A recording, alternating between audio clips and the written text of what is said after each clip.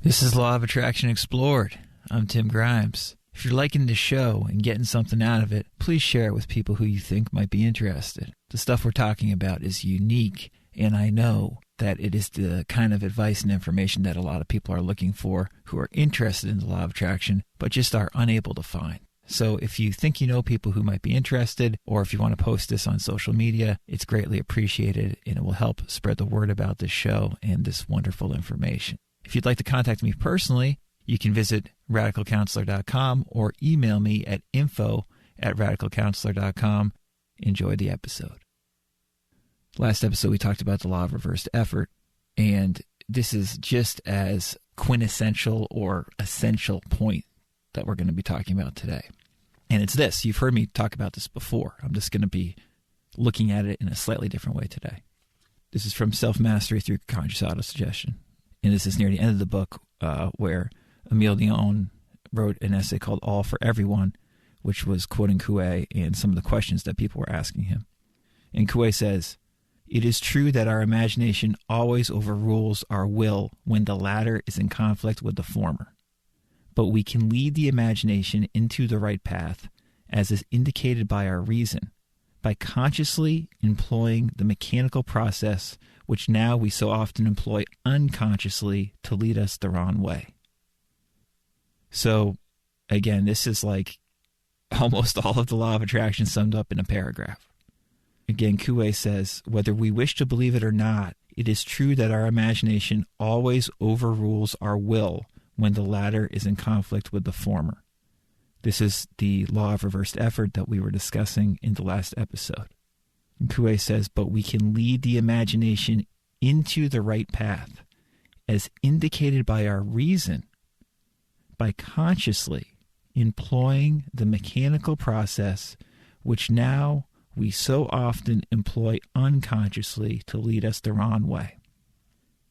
In other words, we allow our imagination to control us.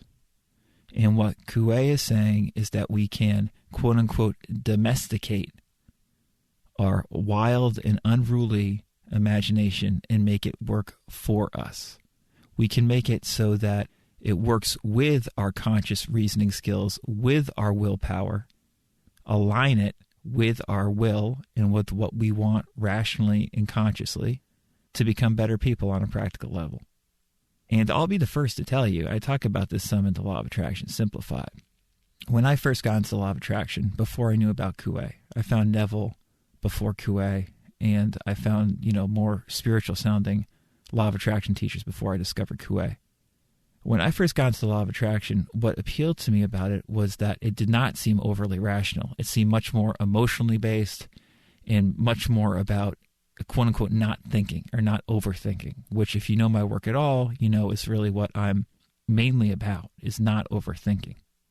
But as I started practicing these principles and did my best to relax and feel more of what I want into my life, I realized that I lacked a lot of the rational skills I wish to possess in order to feel better. In other words, I was unclear a lot of the times about what I rationally wanted because my conscious thoughts overwhelmed me so easily. So I was always just trying to get rid of those conscious thoughts. I was always trying to be less serious or be playful or do something to eliminate the overthinking. It didn't occur to me, consistently at least, that I could become simply more friendly with this overthinking, and that my overthinking was telling me something, and that the overthinking really could just be normal thinking, rational thinking that I appreciated and used well if it didn't constantly overwhelm me. You see, my conscious thinking, my willpower, was not aligned with my imagination usually when I was just living my day-to-day life and not doing exercises to eliminate stress. But there were a lot of times, at least I shouldn't say usually, but at least there were a lot of times where I was going about my day and doing very mundane things like washing the dishes or paying bills or talking to people that I didn't necessarily feel like talking to, where my conscious thinking and my willpower was just not at all aligned with my imagination. My imagination was running riot over these things. And so gradually, through utilizing a lot of these law of attraction principles, as well as some of the other spiritual principles that we've touched upon, and by, in large part, finding Coué's advice and later Maxwell Maltz's advice, I realized that I really had to work at looking at my rational thinking, and why so often my rational thinking and overthinking would just go haywire. And I knew that there had to be a reason why I was doing this. It just seemed ridiculous that I would get anxious or feel out of place or out of sorts so easily a lot of the time, when I knew that it was all basically BS, because I knew about ways to eliminate overthinking. But what I didn't know about is how to deal with my thoughts, my conscious, rational thoughts, better. And quite frankly, I'd already done a lot of self-development, self-improvement stuff, including the work of Byron Katie, which I found hugely helpful, but only up to a point when it came to the subject we're talking about now. I found the information that Coué shares and that Maxwell Maltz shares, quite honestly, even more effective than the work of Byron Katie, even though I love Byron Katie's advice. And at the same time, it can just seem almost preposterous what Coué is saying. And Coué, he openly admits this. This is, again, why he says, test it out. Coué says, you can control your imagination. And, when I first heard that phrase, I don't know if it was through Neville or through someone else, you get excited about it, and then the more you get into it, you're like, this is just impossible. How am I supposed to control my imagination? Again, Coué describes it as a wild horse, which seems like an apt description for most of us. We so easily fall into overthinking, into self-sabotaging, self-destructive thinking patterns, which then, we do our best to deal with in whatever way we know possible. Up until a few years ago, I would say the best way I knew possible was just to clear it out by being less serious, stop being serious, which is what, again, I often talk about. And it's really only probably in like the last 3 or 4, 5 years where I've really gotten more comfortable just looking at my thinking and working with it so I align with it.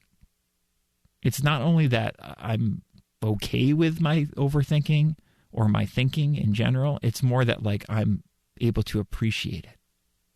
And because of that, I do not deal with anxious overthinking as much.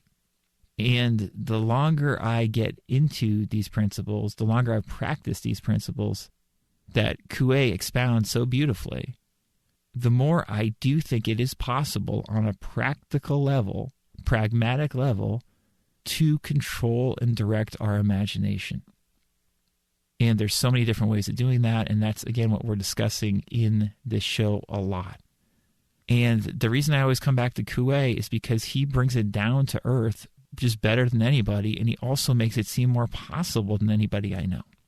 In this essay that Émile Leon wrote, All for Everyone, after Coué says we can lead the imagination into the right path, as indicated by our reason, by consciously employing the mechanical process which now we so often employ unconsciously to lead us the wrong way, a thoughtful listener said, yes, it is true. Conscious autosuggestion has in it the power to free us from obstacles created by ourselves, which act like a veil placed between God and ourselves, as a rag suspended over a window prevents the sun from shining into a room.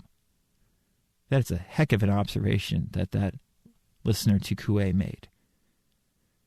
Again, an obstacle created by ourself, which acts like a veil placed between God and ourself. It's like a rag suspended over a window, which prevents the sun from shining into a room. That's a pretty great description of how our imagination often works against us. And what Coué is saying is you can make it work for you. He specifically is advocating autosuggestion. As we've gone over, autosuggestion works well, but it is just one approach of many. But any technique or approach that you can use that makes you feel aligned with your imagination, that makes you feel like you have control over your imagination, or at least some degree of control is very powerful. And as you work with this information and go through different processes and different approaches over the course of months and years, I think you'll get more and more confident realizing that your imagination not only is your great friend, but that you can truly utilize it in an effective way that works for you. It is not as easy or as simple as great teachers like Neville often make it sound like it might be. It's much more multifaceted and hard to describe than virtually any law of attraction teacher says, but you can freaking do it.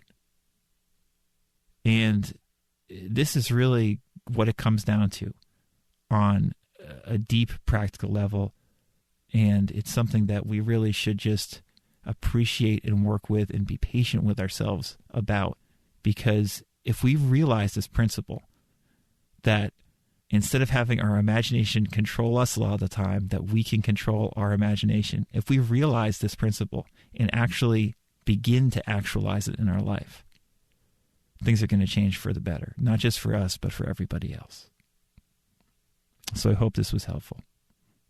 Thank you.